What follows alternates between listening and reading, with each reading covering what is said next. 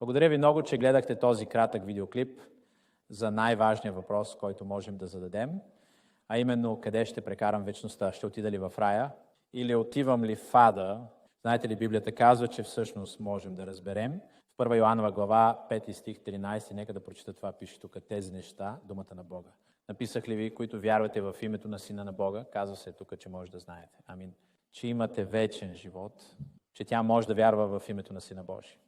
Бог казва, че Библията е дадена на нас, за да можем да знаем отговора на този много важен въпрос. Отивам ли в рая, когато умра? Основно има 4 неща, които трябва да разберем. И първо, нашата вяра трябва да бъде в непроменяемото. Думата на Бог, мога да ви кажа какво вярвам. Бог отива в рая, но това Нищо не значи, ако Бог не казва също. Това е Бог, който е окончателният авторитет върху всичко вечно. И Бог наистина казва, че можем да знаем със сигурност, че отиваме в рая, и нека просто споделя с вас какво казва Библията. Първо, трябва да разберем какво е нашето състояние пред Бог. И Бог казва в Римляни глава 3 стих 10, както е написано, няма никой праведен, не е нито един. Тази дума праведен тук е думата съвършен. Бог казва, че никой не е съвършен. Знам, че не съм съвършен. И знаете ли какво? Не сте идеални и вие. И причината да не сме идеални е, защото в стих 23 от същата глава Бог казва и не достига до славата на Бог. Има едно нещо, което всички ние имаме общо. Не знам кой гледа този видеоклип, какво е националността ви, откъде сте дошли, вашия фон и всичко това. Но има едно нещо, което всички ние имаме общо. В очите на Бога всички ние сме грешници. И никой не трябва да ме убеждава в това. Знам, че съм грешник. И затова Бог казва, че никой от нас не е праведен. Никой не е съвършен. Това е първото, което трябва да разберем, ако искаме да отидем в рая. Първо, в очите на Бог никой не е съвършен. Сега, лошата новина за това, че не сме перфектни, е, че има наказание за това, има последствие. Бог казва, че заплатата за греха е смърт. Бог казва какво дължа за греха си. Това е смърт. Аз бих казал, знаете ли, това не е толкова зле. Просто умирам, погребам се в гроба и това е всичко. Единственият проблем с това е, че всички ние трябва да живеем някъде завинаги. А тази смърт, за която говори Библията, не е просто да бъдеш погребан в гроба. Всъщност това е вечно място. Библията го нарича езерото на живота. В книгата на Откровението Бог казва и смъртта и ада бяха хвърлени в озерото от огън.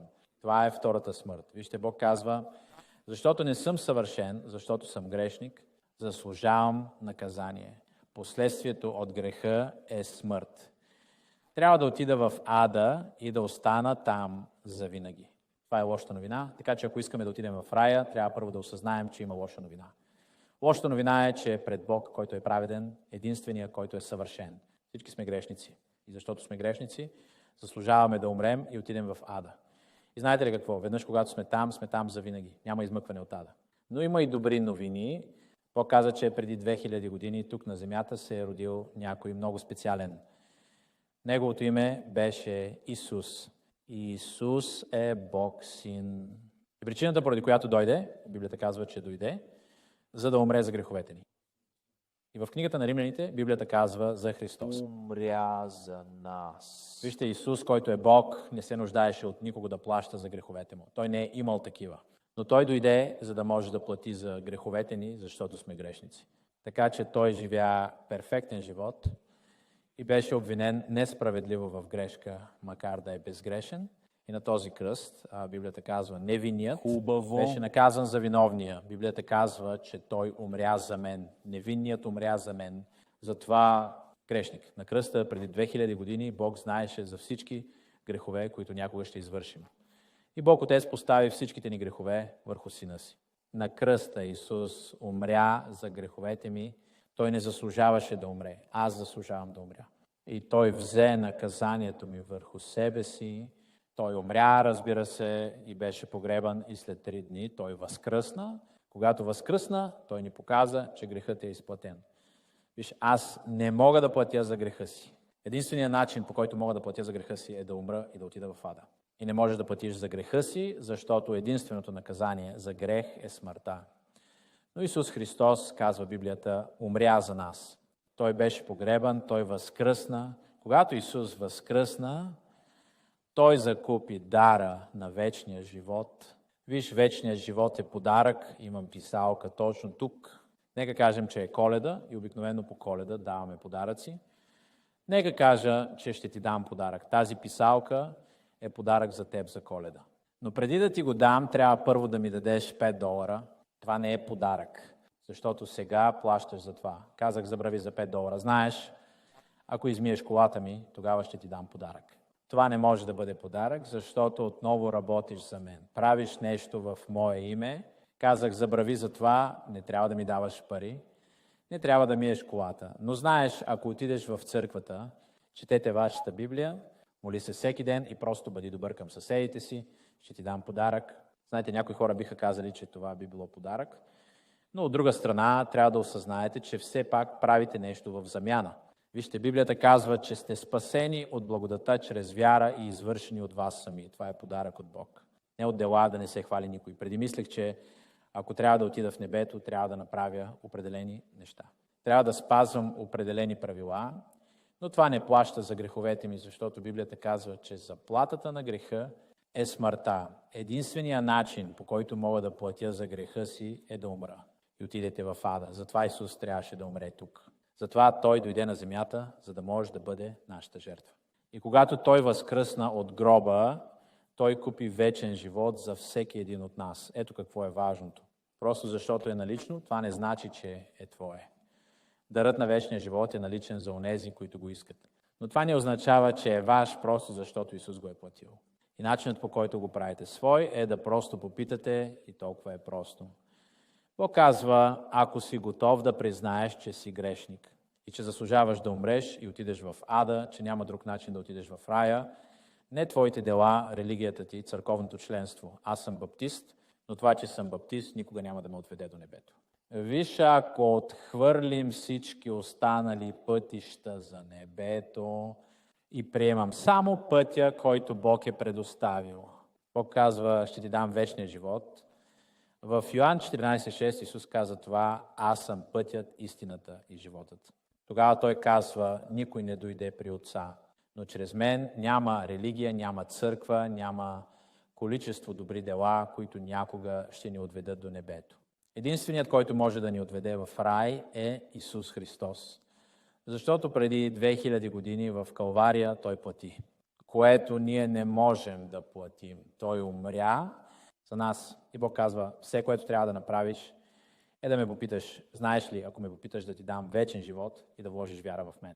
Като твой Спасител, Исус казва, ще ти дам вечен живот и когато умреш, ти отиваш в рая. Начинът да попиташ е Римляни 10:13.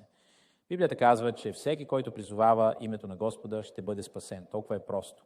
Няколко и проста молитва. Бихте просто помолили Исус Христос да бъде Спасител и да сложите вяра само в Него, за да ви отведе в рая, нищо друго, никой друг, дори не и вие. Исус казва, ще ти дам този подарък. Между другото, Исус го направи това, защото ни обичаше. Той не иска никой да отиде в ада. Библията казва, че Той не иска никой да загине, а всички да дойдат на покаяние. Той ви иска да отида в рая. Бог казва в Йоан 3:16, че Бог толкова обича света, че Той даде своя единороден син. Хусарът вярваше в Него, не трябва да гине, но да имат вечен живот. Толкова съм щастлив за този стих, защото ми показва, че Бог ме обича. И колко Бог ме обича преди 2000 години. И погледнете назад, вижте онзи на кръста, умиращ. Не трябваше да, между другото, не трябваше да умре за мен. Той искаше да, толкова много ме обичаше, че искаше да умре за греховете ми, така че не трябва да отида в ада. И ако сте същите, кажете, знаете, грешник съм, знам това, заслужавам да отида в ада, както казва Библията, заплатата за греха е смърт, но не искам да отида в ада. И вярвам, че Исус Христос е Господ. Той е единственият, който може да ме отведе там, ако си такъв. Ще ви оставя в молитва, това не е магическа молитва, тя просто показва вярата, която имате в Исус. В тази молитва ще кажете нещо като това. Скъпи Исус, аз съм грешник, заслужавам да умра и да отида в ада, но вярвам, че си умрял за мен. Моля те, спаси ме, дай ми вечен живот и отведи ме в рая. Когато умра, не се доверявам на нищо друго, освен на теб. Молитва като тази в проста вяра, доверявайки се на Христос, на никого друг, освен на Исус Христос. Така че, ако сте готови, помолете се за тази молитва. Искам да наклоните главата си в този момент и да се молите с мен Искам да го означавате в сърцето си. Защо не се помолите за тази молитва, скъпи Исус? Знам, че съм грешник и заслужавам да умра и отида в ада. Но вярвам, че умряхте за мен. Моля, спаси ме и вземи ме в рая, когато умра. Приемам Твоят подарък за вечен живот и се доверявам на Ти Теб. си и само Ти. Отведи ме в рая. Благодаря Ти, Исус, че ме спасяваш. Амин. Ако си се помолил тази молитва и си я имал предвид в сърцето си, това означава, че се доверяваш само на Исус. Нищо друго. Никой друг, освен Исус.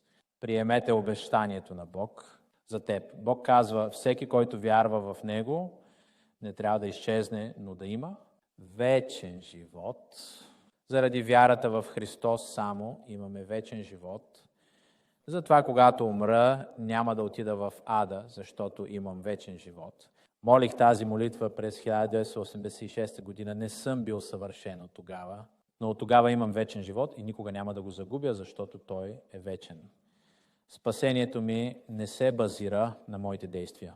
Спасението ми се базира на Исус Христос и Неговата истинност и обещанието Му. Той казва, ако ме вярваш и ме довериш, ще те отведа в небето. Ще ти дам вечен живот. Това е това, на което се доверявам. Отивам в небето не защото съм добър. Аз отивам в рая не защото съм баптист. Отивам в рая не защото водя добър живот и се опитвам да бъда добър със съседите си. Отивам в рая, защото осъзнавам, че съм грешник. Нуждаеш се от Спасител и моля Исус Христос да бъде моят Спасител. Славя Господа за този ден. Радвам се, че някой ми показа какво казва Библията за отиването в рая. А ако не сте спасени, ще се спасите ли днес? Благодаря ви, че гледахте. Приятен ден.